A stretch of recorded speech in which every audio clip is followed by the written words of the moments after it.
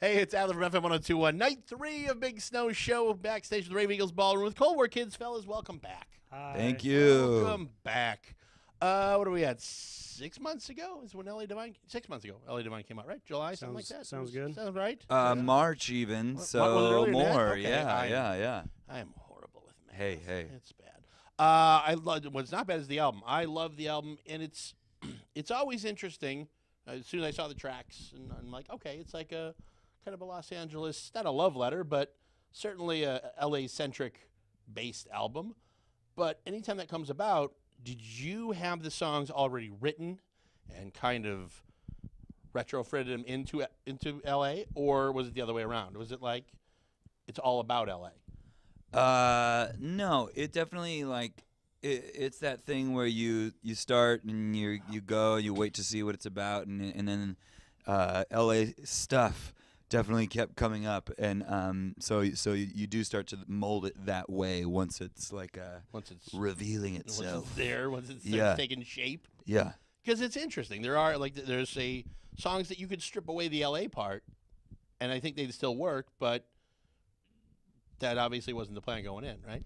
Yeah, I mean, with music having, it's funny because people love to say is this a concept album? Yeah, and I wanted to avoid that term at all possible. That's Well, a shitty thing. Well, it is funny because it's kind of I mean, every good album, I guess, has some concept. concept It to it. has a something that you can sort of point to, a thread that's moving through it. something that centers it. Yeah. Yeah. So, and then at the same time, I think if it's too much that thing, then it's kitschy, or it's so finding that space between having this be about LA and be about relationships and all these things, and at the same time it's there's a lot of things going on there where I remember reading years ago I think Paul Simon saying something about how you like to write songs in order to kind of not know exactly what they're about, and that there's some mystery in it.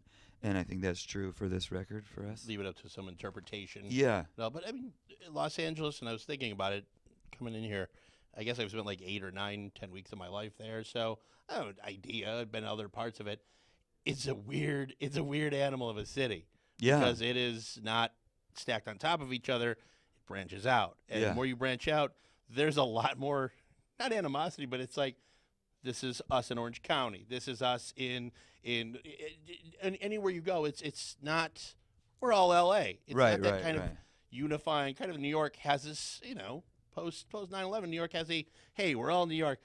LA is very much Yeah. get That's out a of our neighborhood. Great point. Seriously. Yeah. And we It's worked a very lot separate. hard in our neighborhood in this area and made it better, and yours sucks. It's Yeah. just which I don't think people know. I mean, especially in the Midwest, you just go, oh, LA, it's just nothing but beaches and gals and all the things the Beach Boys sing about. You're like, no, it's nothing like that, man. You're like, whatever music you listen to, whether it be, old 60s stuff, rap, whatever, there's an element of division in LA. And now, I think it does reflect it on the album, too, I think, with the songs. Cool. It That's worked great.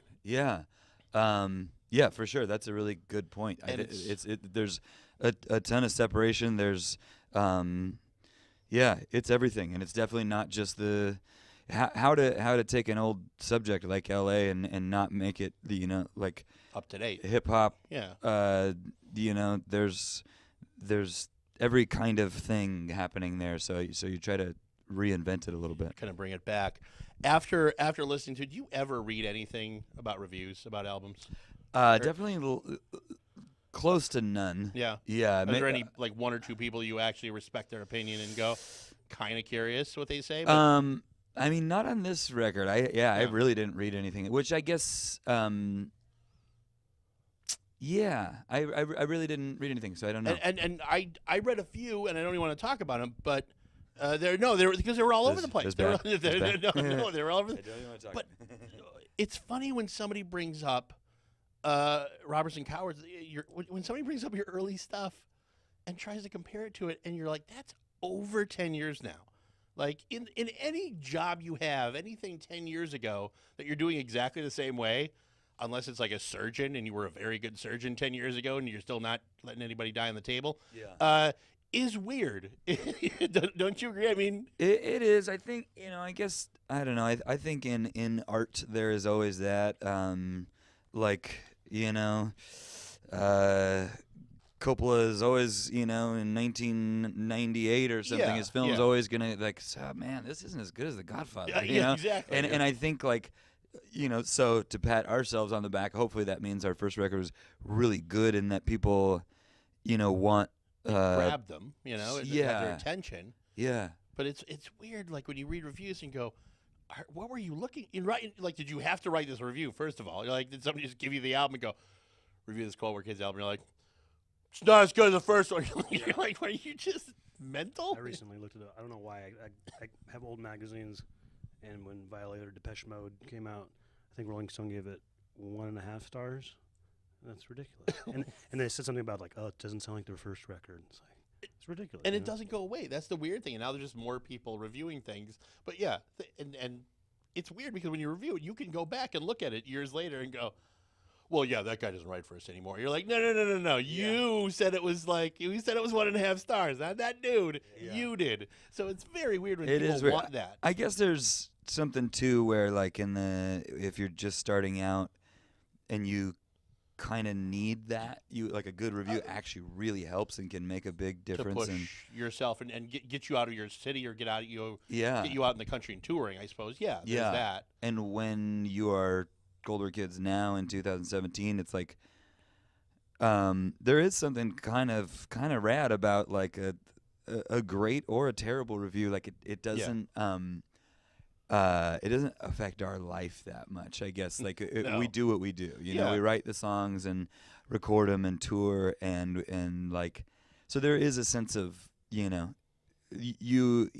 for us and for our first record and reviews and things like that, as some of them were harsh then, and we were much more, you're more Sensitive vulnerable and and thin-skinned, and so it does have like kind of a feeling of like, oh man, like are we. Did someone just like kill our career or something?